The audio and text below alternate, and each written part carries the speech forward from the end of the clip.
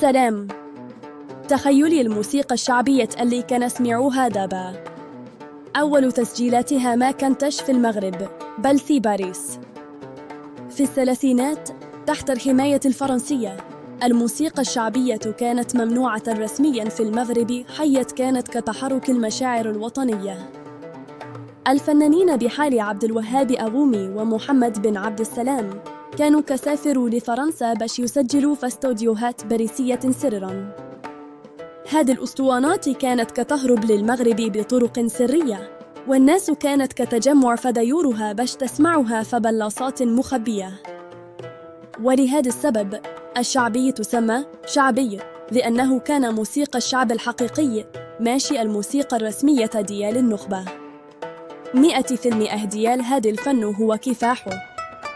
بدأت في باريس، ولكن القلب ديالها كان ديما مغربي كي يعبر على الهوية والحرية ديالنا. هادشي علاش الشعبي هو الروح ديالنا. تصدقوا بل الشعبي بدأ في باريس سرا. شنو أقدم أغنية شعبية تحبيها وكتعرف تاريخها؟ كوريا في الكومنتات دابا. ما تنساوش الاشتراك وتفعيل الجرس باش يوصلكم كل جديد من الحقائق الغريبة.